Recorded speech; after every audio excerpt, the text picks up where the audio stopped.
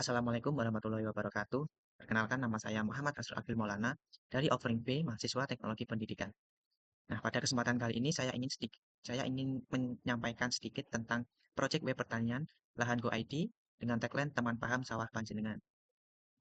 Nah, menurut analisis yang saya lakukan pada sebuah desa, terutama eh, profesi petani, khususnya petani kecil dan menengah, itu masih sering atau masih banyak yang mengandalkan pengalaman turun-temurun, saran toko pupuk, ataupun percobaan trial dan error, sehingga itu menjadikan tidak efektif.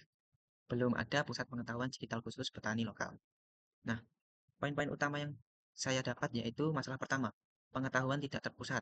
Petani belajar dari mulut ke mulut, yaitu masih mengandalkan eh, saran dari petani lain. Yang kedua yaitu cara mendiagnosa masalah lambat. Jika tanaman sakit, mereka akan bingung dalam mengatasinya.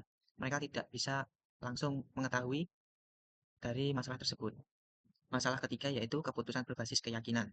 Nah, pemupukan dan perawatan sering tanpa data. Mereka sering mengandalkan feeling serta percobaan dari berbagai banyak percobaan sehingga itu menyebabkan tidak efektif.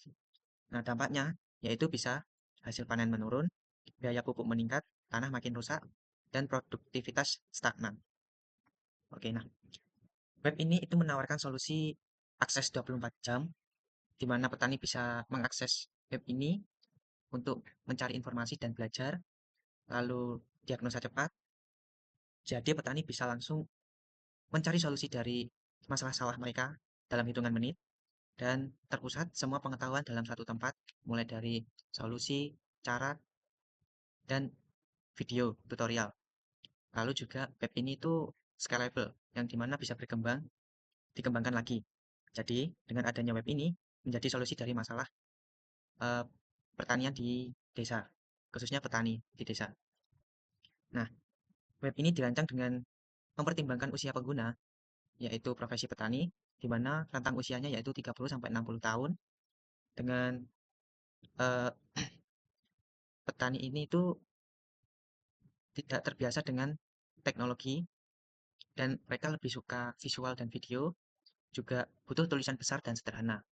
Lalu penerapannya yaitu web dirancang dengan layout super sederhana, font besar dan jelas, navigasi dangkal, yaitu cukup 2 klik, hemat data dan cepat. Oke, selanjutnya yaitu brandingan web ini tuh saya memilih eh, warna hijau tua karena menurut saya hijau tua itu seperti alam dan kesuburan, hijau muda, pertumbuhan, kuning padi yaitu hasil panen. Saya memilih warna itu karena saya rasa memberikan rasa aman, dekat, dan bersahabat kepada petani. Lalu untuk tipografinya, untuk font heading saya menggunakan Poppins Bold, untuk font body saya menggunakan interregular. Alasannya font ini tuh ramah di mata usia 40 ke atas dan mudah dibaca di layar kecil. Lalu untuk spesifikasi teknisnya, web ini dibuat melalui CMS yaitu WordPress Self-Hosted. Alasannya yaitu WordPress Self-Hosted ini tuh fleksibel, bisa tambah fitur diagnosa dan forum. Lalu biayanya murah, open source, banyak dan plugin gratis, aman. Lalu scalable, bisa dikembangkan lebih lanjut.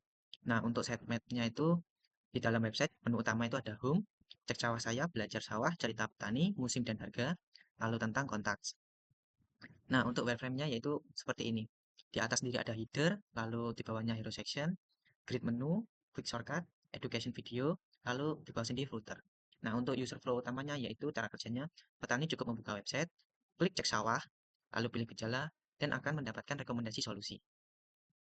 Nah, tujuan website ini itu untuk memberikan informasi dan cara tips bagi petani dalam menghadapi masalah dengan artikel edukatif, yaitu cara membaca kondisi tanah, panduan pupuk dasar, juga ada kalender tanam.